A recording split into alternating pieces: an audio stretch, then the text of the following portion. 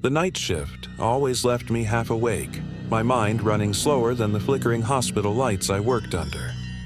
By the time I reached my apartment, the town of Grayford was wrapped in a thick fog, the street lamps glowing like distant, watery eyes in the mist.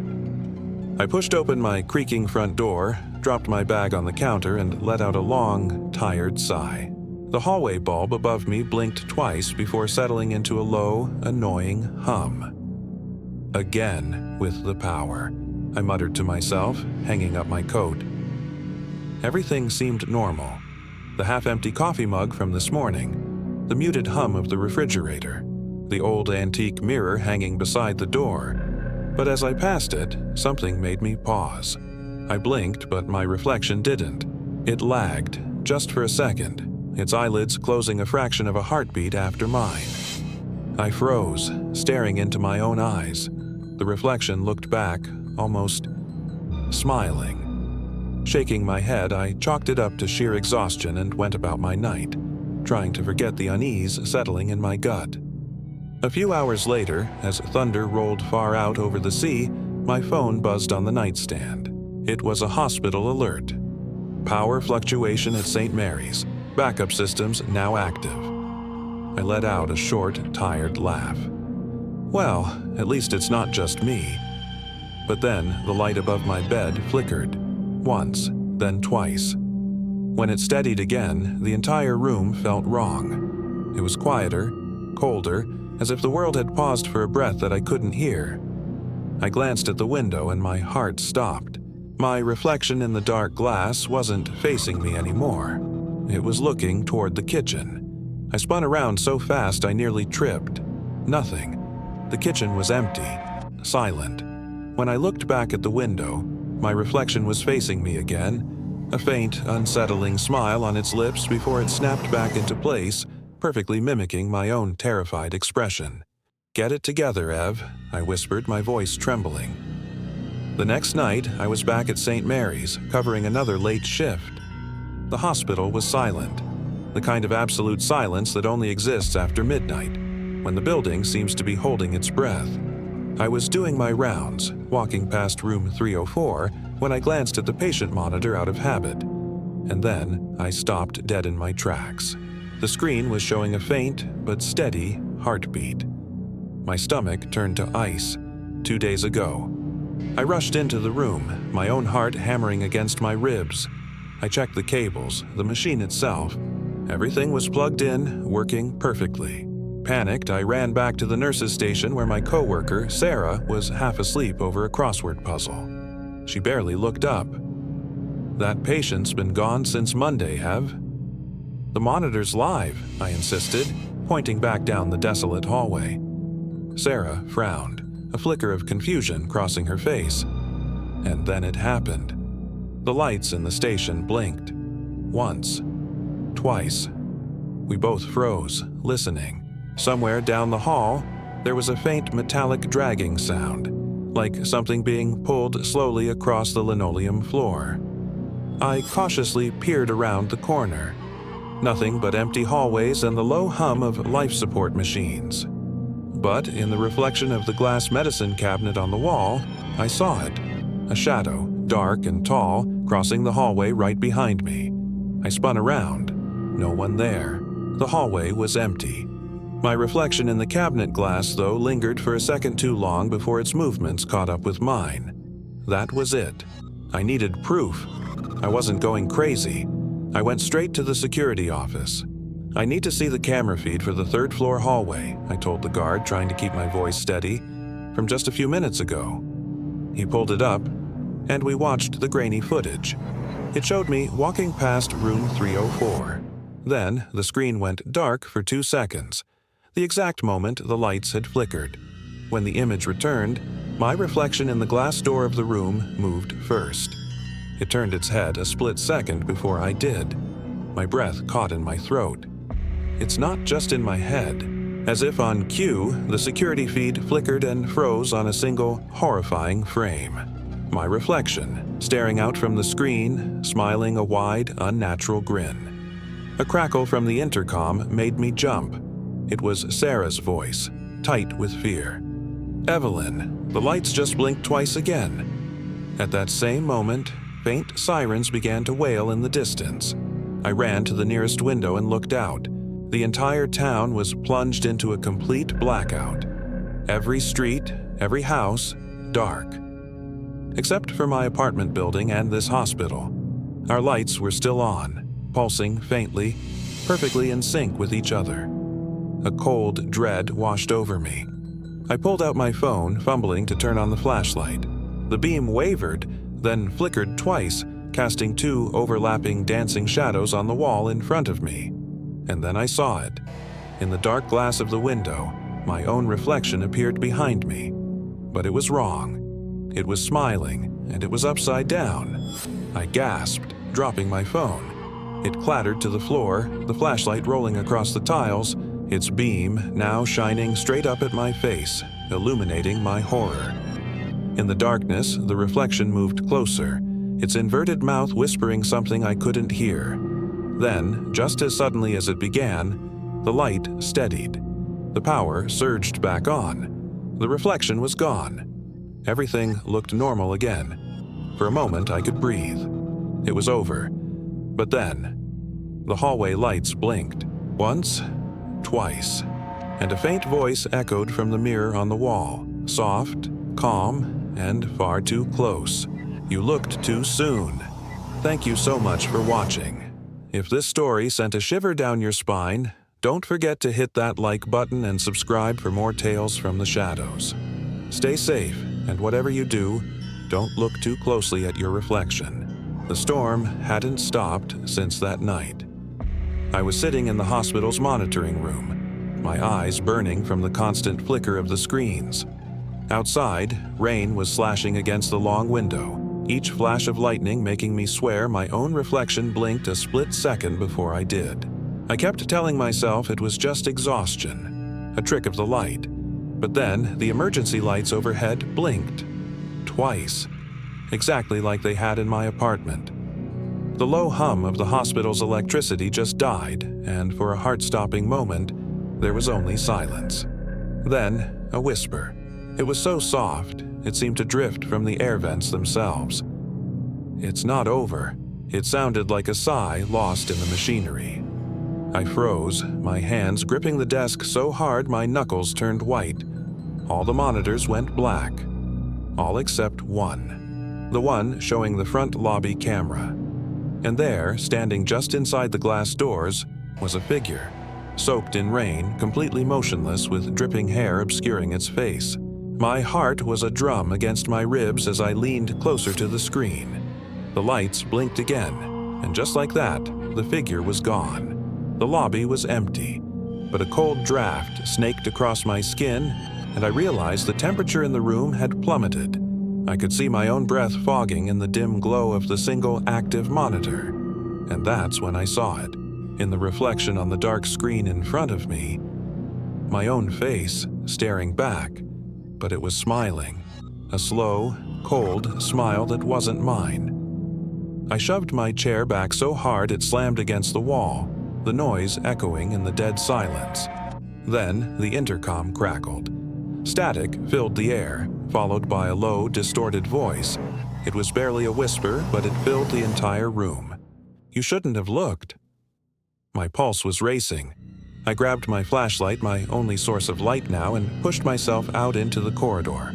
The smell of disinfectant and cold metal hung in the air, but everything was unnervingly still. No footsteps, no chatter from the night staff. Just silence and the distant rumble of the storm. Every door I passed had a small glass window, and in each one, I caught a flicker of movement just behind me, a reflection that turned a moment too late, a shadow that followed a second after I stopped. It was like I was dragging something with me, something that lived only in the reflections. I reached the main nurse's station, a wide, empty desk in the middle of the floor. A single computer screen was still on, casting a pale blue light. A message was blinking on it, over and over. Room 204. Lights blinking twice. My blood ran cold. The flickering lights, just like my apartment. The storm outside roared, and the thunder sounded less like thunder and more like giant, heavy footsteps getting closer. I knew I had to go. I had to know what was in room 204. I started up the stairs, my flashlight beam cutting through the darkness, and with every floor I climbed, the overhead lights would flicker twice as I passed under them. It felt like a warning, a secret code I couldn't crack. Each blink was like a footstep matching my own, guiding me, or maybe luring me, to where I was going. When I finally got to room 204, the door was already ajar, a weak sliver of light spilling into the dark hallway. I pushed it open and stepped inside, my heart pounding in my throat. The room was empty. The bed was neatly made, but the cardiac monitor beside it was pulsing with a faint green light, showing a slow, steady heartbeat. Someone was supposed to be in here. Someone was alive, their life being tracked by this machine. But there was no one. The room was completely empty. And then I heard it, a soft, dull click from behind me. The door had closed on its own. I spun around, my flashlight beam trembling, and I saw it. In the dark, reflective glass of the cardiac monitor, it was there, my own reflection. But it wasn't just a reflection anymore. It was standing inches from my shoulder, smiling that same horrible, unnatural grin. And then it spoke, with my own voice. A calm, distant version of my voice that said, "You left me in the dark." The lights in the room blinked twice, and suddenly the air was filled with laughter. My laughter, but twisted and wrong. It stretched into a metallic, cold sound that bounced off the walls, the ceiling, the floor. It was everywhere. I stumbled backward and my flashlight flickered, the beam sputtering as if it was fighting to stay alive. When the light finally steadied, the reflection was gone. The monitor was off. The room was silent again. But on the wall above the empty bed, written in the condensation that had formed in the cold air, were 4 words that sent a shiver down my entire spine. "You blinked first, Evelyn." My breath caught in my throat. At that exact moment, every single light in the hallway outside the room blinked twice in perfect, terrifying unison. I looked back at the glass on the monitor. My reflection stared back, pale and terrified. But just beneath the surface, I could see it. Something else, waiting, smiling patiently, as if it was just biding its time, ready for my next move. The game wasn't over. It had just begun. Thank you so much for coming along on this terrifying journey with me. If you love horror stories that get under your skin, make sure you hit that subscribe button and turn on notifications, because there are many more dark hallways to explore. Stay safe, and whatever you do, don't blink. I don't remember leaving room 204. One moment, I was staring at a message on the wall. The next, I found myself standing in the stairwell. The rain hammered against the glass roof above, and each drop echoed like the ticking of a clock, counting down to something terrible. My flashlight flickered, casting nervous shadows that danced up the walls like frantic ghosts. My mind was just a blur of images. The smiling reflection in the window, the message scrawled on the wall, and that voice that sounded exactly like mine. I tried to steady my breathing, whispering to myself, "It's not real. It's not real." But the stairwell answered back. A faint, raspy whisper repeated my words right back to me. "Not real. Not real." I froze, every muscle in my body tensing. This wasn't an echo, it was a mimic. Something, or someone, was down there in the darkness, repeating my voice with a tiny, horrifying delay. As if on cue, the storm outside exploded. Thunder shook the glass above, and the hospital's emergency lights blinked twice. The moment they did, every single door in the hallway below creaked open at once, all in perfect, unnatural unison. I scrambled backward, my shoes squeaking on the wet tile. And then I heard it again. That old, crackling intercom hummed to life, this time whispering my name in a long, drawn-out hiss. "Evelyn." My pulse roared in my ears, a frantic drum against the silence. I had to get out. I turned and bolted up the stairs, taking them two at a time. But as I reached the landing for the second floor, I saw something that made my blood run cold. Through the narrow glass window of the stairwell door, I saw myself standing on the other side. Same clothes, same weak flashlight, but this version of me, she was smiling, a wide, unnatural grin. The lights blinked twice again, and in that split second of darkness, my reflection moved, even though I was standing perfectly still. It tilted its head slowly, its eyes wide and vacant, that horrific grin stretching even wider.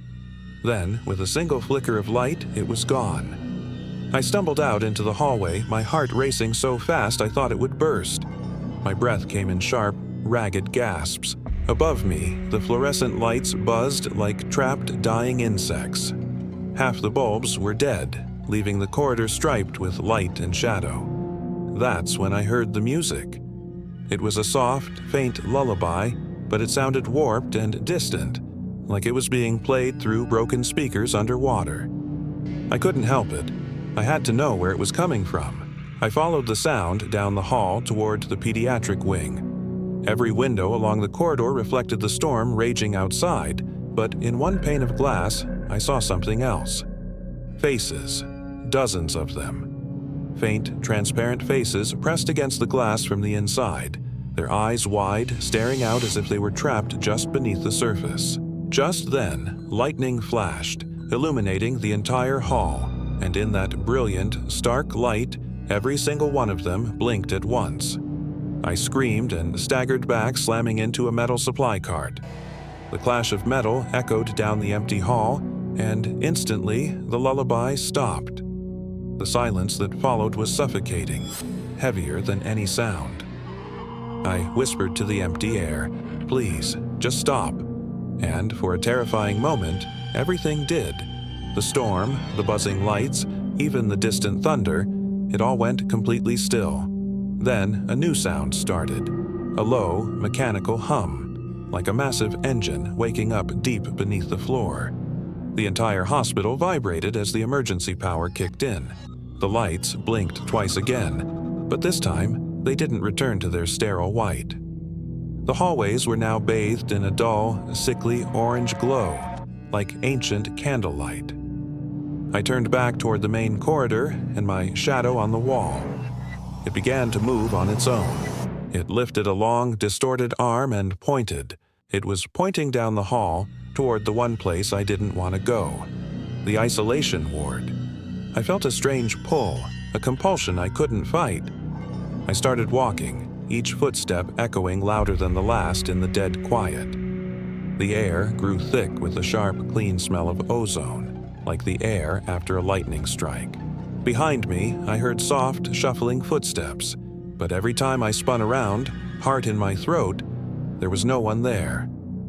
At the end of the hall, the door to the isolation ward was already ajar. A sign above it flickered, the letters shifting between restricted and room 3113. The number 3113 seemed to pulse with that faint orange light, almost like it was breathing. I hesitated, feeling a powerful static electricity crawl up my arms, making the hair stand on end. I knew I shouldn't, but I couldn't stop myself. I took a deep breath and stepped inside. The moment my foot crossed the threshold, every light in the hospital went out. Total, absolute darkness swallowed me whole. For a single, suspended heartbeat, there was nothing. No sound, no storm, not even the sound of my own breath. Then one light flickered on directly above me, swinging slightly in a slow, hypnotic arc. And in that small, dim cone of light, there was a mirror. A tall, ornate mirror that definitely wasn't there before. I saw myself in its surface, but this reflection was different. Her lips were moving, whispering words I couldn't hear. Desperate to understand what was happening, I leaned closer, trying to read her lips. And then her reflection stopped moving entirely. It just stared. But my own lips, they kept trembling. And that's when I finally understood the true horror of this place. The reflection wasn't copying me anymore. It was watching me, waiting for me to blink twice. Thank you so much for joining me on this terrifying journey. If you enjoyed this story and want to see what happens next, don't forget to hit that like button and subscribe for more chills. Let me know in the comments what you think is waiting for Evelyn. Stay safe, and I'll see you in the next one. The old hospital wing was always quiet, but tonight, the silence in room 313 felt heavy. It was a silence that listened. I stood before the tall antique mirror, its silvered surface seeming to breathe with me. My own breath was a frantic rhythm in my ears, shallow, sharp, a desperate gasp for air that had grown thick and suffocating. Above me, the emergency light flickered twice. When it steadied, the room behind me was still there, reflected perfectly. But I wasn't. The mirror showed an empty space where I stood. A cold dread, sharp as a needle, pricked my heart. "This isn't real," I whispered, the words catching in my throat. But as if in answer, the mirror's surface pulsed, a soft, sickening beat like a living heart. A faint outline began to bleed into the glass. It was my shape, my silhouette, but wrong. It was taller, stretched thin, its mouth hanging slightly open as if it was drowning in air. The temperature in the room plummeted. I could see my own breath misting the glass, a cloud of white against the strange emptiness. Then a voice seeped from the mirror. It was low, strained, and chillingly familiar. "You shouldn't have come back." I froze, every muscle tensing. It was my voice, but older, broken, scraped raw with a sorrow I didn't recognize. I took a stumbling step back, away from the glass, but the reflection did the opposite. It glided closer, pressing two pale, long-fingered hands against the inside of the mirror. Where its fingertips touched the glass, faint, bloody smudges appeared, like fingerprints of rust, slowly streaking downwards. A sudden flash of lightning tore through the window behind me, illuminating the room in a stark, terrifying white. For a split second, the mirror's secret was laid bare. Beneath its surface, it wasn't just my distorted reflection. It was a sea of faces, hundreds of them, trapped like ghosts in amber. Faint silhouettes blinking in the sudden light, their eyes opened in perfect, horrifying unison, staring out at me from their glass prison. I stumbled backward, my leg hitting something hard and metallic. A gurney. The crash it made was deafening. A clang of metal that echoed down the long, empty corridor outside, only to be swallowed by a silence so profound it made my ears ring. I had to get out. I turned and fled from the room, but the hallway wasn't the one I remembered.